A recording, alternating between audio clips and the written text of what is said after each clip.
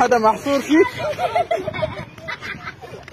কাজ করছে সুন্নিদের পক্ষে না। আজকে সুন্নিরা দেখেন তারা কিভাবে অবস্থা করেছে দেখেন, দুইটা ছোট ছোট বাচ্চা বাশার আল আসাদের মূর্তির উপরে পেশাব করতেছে। কি পরিমাণ রাগ, ও বুঝে না, ওরা তো মাসুম ছোট ছোট বাচ্চা না, এই পিচ্ছি পিচ্ছি বাচ্চা, ওর মূর্তি রাখা আছে, ওর উপরে গিয়ে পেশাব করতেছে। মানে কি পরিমাণ রাগ, অথচ তোরা বুঝেই না রাগ। সম্মানিত উপস্থিতি, বলবেন যে এত কথা বলছি কেন? জি, মসজিদে উমাইয়া, যেই মসজিদের মিনারে ঈসা আলাইহিস সালামের আগমন ঘটবে, ঈসা আলাইহিস সালামকে আল্লাহ আসমানে তুলে দিয়েছেন, ঈসা আলাইহিস সালাম অবতরণ করবে কোথায়? সিরিয়ার দামেস্কের মসজিদে উমাইয়াতে। সেই মসজিদটা পর্যন্ত আজান বন্ধ রেখেছিল।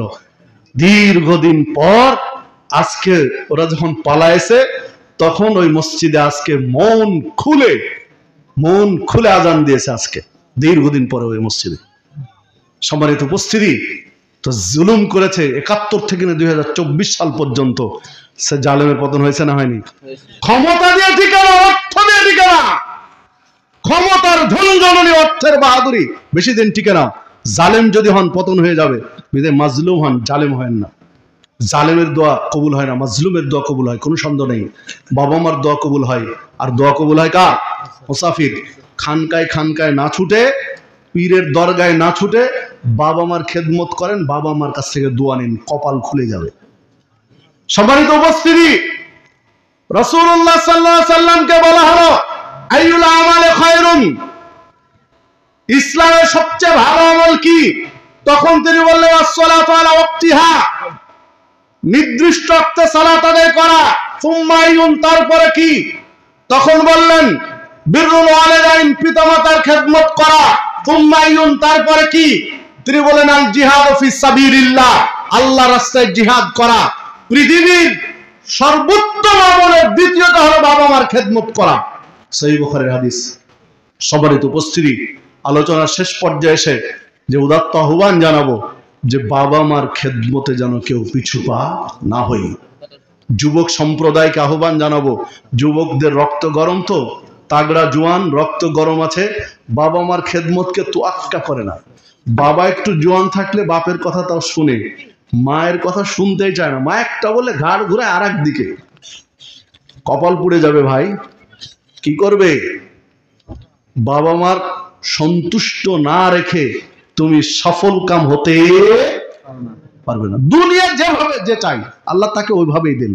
আল্লাহ চোরকেও দুনিয়া দেন, বাটপারকেও দুনিয়া দেন, চিটারকেও দুনিয়া দেন, ভালো মানুষকেও দেন, পরহেজগার মানুষকে দেন। যে যেভাবে দুনিয়া চাই আল্লাহ ওকে দুনিয়া দেন।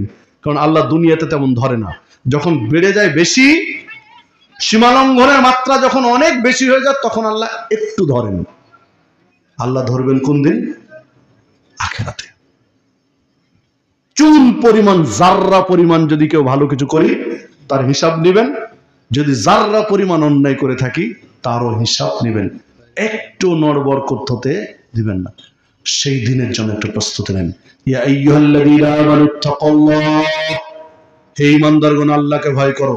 ওয়ালতানজুর নাফসুম মা কদ্দামাত লিগাদ, এবং দেখো আগামী দিনের জন্য কি প্রেরণ করেছো, আগামী দিনের জন্য কি প্রেরণ করেছে সেইটা দেখো। সম্মানিত উপস্থিতি, উদাত্ত আহ্বান জানাবো, আসুন আমরা নিজেরা একটু গুছিয়ে নিই, নিজেদেরকে আগামী দিনের জন্য পথেও সঞ্চয় করি, যেন বিচারের মাঠে একটু টিকতে পারি। সেভাবে নিজেকে গড়ে তুলুন।